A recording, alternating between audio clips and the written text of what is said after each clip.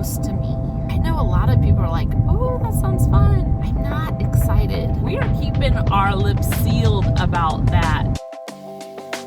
Fourth day in a row of driving to St. Louis. Tuesday was for Raylan for a pre-anesthesia appointment. She's gonna have a minor eye surgery. Wednesday was Corbin, Amber, and Emily for orthodontist. At least there are 3 appointments all at once. Thursday was Corbin and Amber eye doctor, and today I have a girly doctor appointment. We schedule our appointments so far away because even though St. Louis is 90 minutes away, some of the best providers are 90 minutes away. So we drive over there, but 4 days in a row of driving to St. Louis with these gas prices,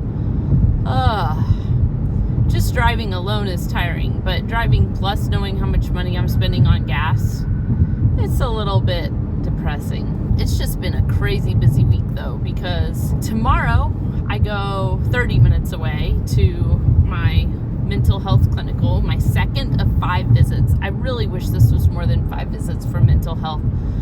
I do like this place.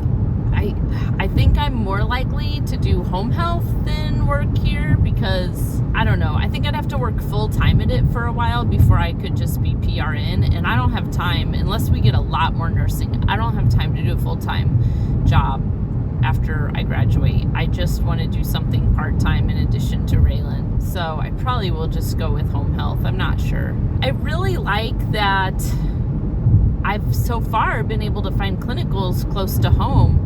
They emailed me yesterday about going up to St. John's, which is an hour away, and I thought it was for pediatrics, and I was like, what? No, didn't you get my email? I want to go to Rankin Jordan Bridge Hospital, which is where Raylan recovered from her hip surgery, and I want to go there because I will learn a lot about home health clients there. Get the train, it's at a standstill. And they're like, no, this is for labor and delivery OB. We switched them. So apparently, first thing I have in the fall is labor and delivery OB. I'm not excited about that rotation. I know a lot of people are like, oh, that sounds fun. Birth is gross to me. I mean, I know it's a natural, beautiful thing, people think, but I think it's kind of gross. Like, for instance, the whole cutting the cord thing. I have 4 children. My oldest 3, I birthed. My youngest one, we adopted. But 3 times I birthed babies. My husband and I, neither one wanted to cut the umbilical cord. Like, ugh, that's gross. No, yuck. We're kind of squeamish with things. So, I don't know. And like a C-section, I don't know if, I can't imagine standing in the operating room watching them cut someone open. I don't know. So I'm a little nervous about this rotation, but they've got me going up to Springfield. That's 1 hour away. There's a sister hospital to this one, same like hospital system, only 30 minutes away. I emailed them again. I emailed the school again and asked Elmhurst, hey, can you look into if I can go to their sister hospital, St. Francis, because it's way closer to me. So far, Elmhurst has done a great job working with me on my clinical placements. I just feel like they've done a great job, and they are in Illinois, and they serve people in Missouri, Illinois, Indiana, Kentucky, and Wisconsin. I'm not sure if Elmhurst serves other states with this ABSN program, but they serve those 5 states. I have had a great experience with clinicals, in that I've been able to say, hey, I really would like to work at this place, and they're making it happen. I think part of that is because I reach out to the places I want to work at too, and basically try to sweet talk them a little bit.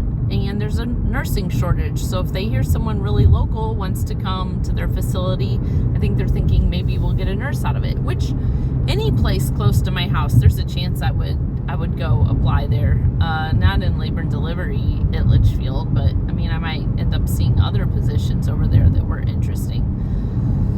But yeah, I'm not looking forward to it. It really kind of just freaks me out watching births.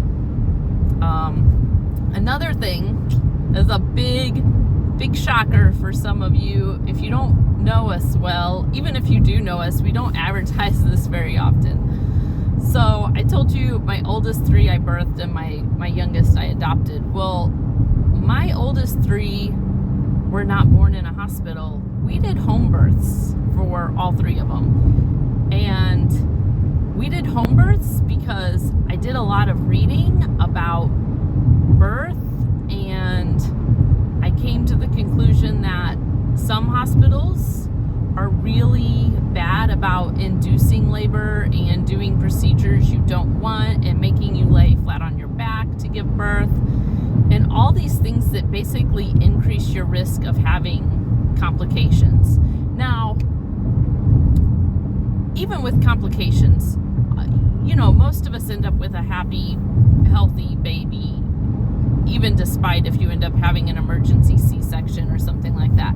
But that said, I wanted to avoid complications as much as possible. And what I was reading was if you were a low-risk pregnancy and you had an experienced midwife, you were just as safe, or maybe safer, giving birth at home. So I gave birth at home with all 3 of our kiddos, and I did it to have more privacy. I did it because I didn't want all the interventions.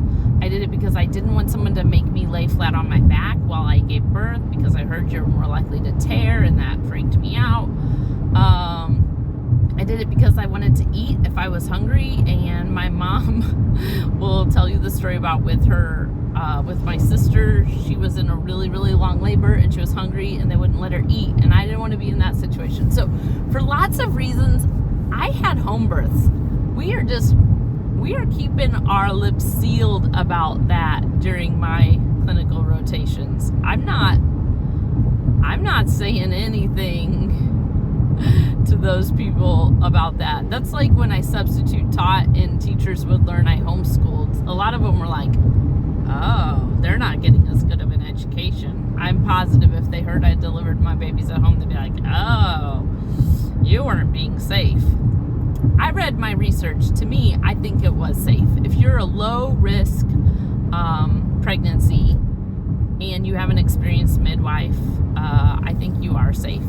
Now, for Emily, we lived here in rural Illinois.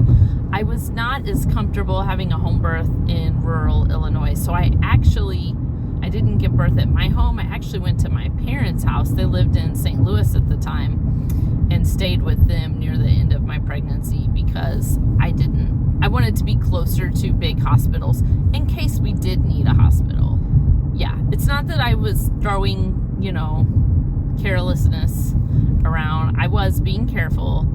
I was thinking rationally. I was looking at risks and benefits. And for us, we've just felt like it was safer at home. And I don't regret that. Maybe I'll learn something in my OB rotation that will make me change my mind. But so far, when I hear labor, birth stories, hospital stories, I just think I made the right choice having a home birth. And in my 3rd birth with Emily, actually my doula was a labor and delivery nurse who decided she just couldn't work in labor and delivery anymore. She's like, I got tired of seeing people end up with C-sections because it was a Friday and their doctor didn't want to deliver a baby on the weekend, so they induced them, but it was too early. And then one intervention leads to another intervention. And I know we all know that. You take a medication, then you end up taking a medication for the medication side effects. That's how birth is. You have one intervention, it often leads to another, to another, to another. So I wanted to avoid all interventions if I could. And you had to. My midwife for my first 2 births, I was past my due date, and I was like, can you induce labor at home? Because I was getting ready to. If I didn't start labor within the next 36 hours, I was going to go to the hospital for birth because I didn't want to be giving birth too far past my due date. That was not a risk I felt comfortable with. And I asked her, can you induce? And she's like, no, I can't do anything to induce your birth, because as soon as I do something to induce labor, labor, I've done an intervention, and you're more likely to need other interventions. So, yeah, if you need an intervention, even if it's Pitocin to start labor, even if it's pain meds, any of that stuff, you need to be in the hospital. I believe that. But if you can avoid interventions, I think that your labor goes smoother, your recovery goes better, all that. So yeah, I'm not your traditional hospital birthing mom, and I just don't know how I feel about being in the hospital watching births. Like I said, it kind of grosses me out. My own births gross me out.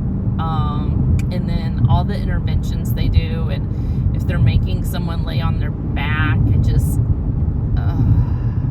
I don't know, guys. It just, we'll see how it goes. It's like it's the rotation I'm looking least forward to, and I bet a lot of people it's what they're looking most forward to, but for me, it's the least forward. I wonder how the guys feel about this rotation, because I feel like if there's anywhere male nurses are not wanted, it probably is in the labor and delivery ward. I really do wonder how the guys are feeling about this rotation as well. I feel like if I was a guy, I'd be very uncomfortable with this rotation. I mean, I get that there's male nurses and male OB doctors and stuff, but still, I think if I was a guy, I'd be very uncomfortable. But that's coming up. August 31st is my first, the beginning of that semester. So, beginning of the fall term. And I will be at the halfway mark, guys.